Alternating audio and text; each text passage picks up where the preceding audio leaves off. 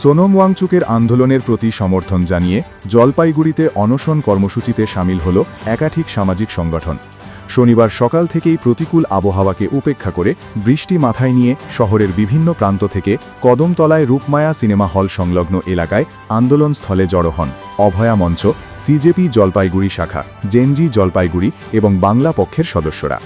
এদিন আন্দোলনকারীরা বিশেষভাবে ক্ষোভ উগরে দেন শনিবার সকালে ঘটে যাওয়া ঘটনাকে কেন্দ্র করে, যেখানে অভিযোগ অনুযায়ী পুলিশ অনশন মঞ্চ থেকে সোনম ওয়াংচুককে জোর করে তুলে নিয়ে যায়।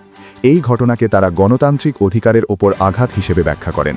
পাশাপাশি সম্প্রতি নিট পরীক্ষার প্রশ্নপত্র ফাঁস নিয়ে দেশজুড়ে যে বিতর্ক সৃষ্টি হয়েছে সেই বিষয়টিও উঠে আসে আন্দোলন মঞ্চে। বিক্ষোভকারীদের বক্তব্য, শিক্ষা ব্যবস্থার স্বচ্ছতা নিয়ে প্রশ্ন উঠছে এবং ছাত্রছাত্রীদের ভবিষ্যৎ নিয়ে অনিশ্চয়তা বাড়ছে, যা অত্যন্ত উদ্বেগজনক। আন্দোলনকারীরা আরও জানান, দেশের বিভিন্ন প্রান্তে সাধারণ মানুষ ইতিমধ্যেই এই সমস্ত ইস্যুতে সরব হয়েছেন এবং জলপাইগুড়িও তার ব্যতিক্রম নয়। তাদের দাবি, অবিলম্বে সোনম ওয়াংচুক সহ আন্দোলনকারীদের দাবিকে মান্যতা দিতে হবে এবং নিট প্রশ্নপত্র সংক্রান্ত ঘটনায় নিরপেক্ষ তদন্ত করে দোষীদের কঠোর শাস্তির ব্যবস্থা করতে হবে। অনশন কর্মসূচির মাধ্যমে তারা স্পষ্ট বার্তা দেন, গণতন্ত্রে মানুষের মত প্রকাশের অধিকার ও শিক্ষার ন্যায্যতা দুটিই সমানভাবে রক্ষা করা জরুরি।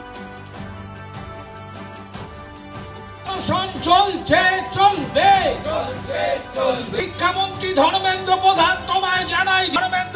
তোমায় জানাই ধিক্কার।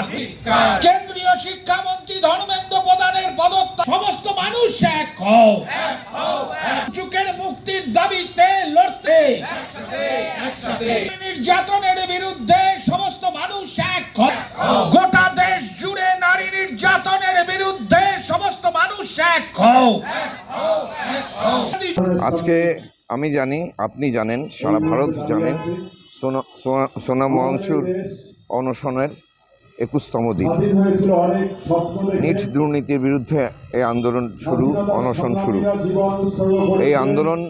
এই অনশন জন্ম দিচ্ছে আরেক গণ আন্দোলনের, যা সারা ভারতবর্ষব্যাপী ছড়িয়ে পড়বে বলে আমরা আশা রাখি।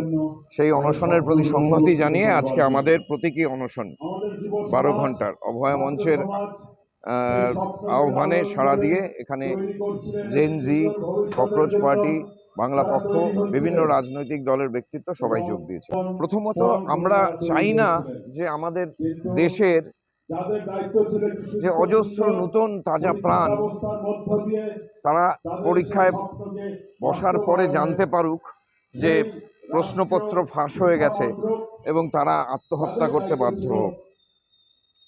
এই দুর্নীতি, সরকার পোষিত দুর্নীতি, এর অবসান চাই এবং তার জন্য এই আন্দোলনকে আমরা ছড়িয়ে দিতে চাই দিকে দিকে।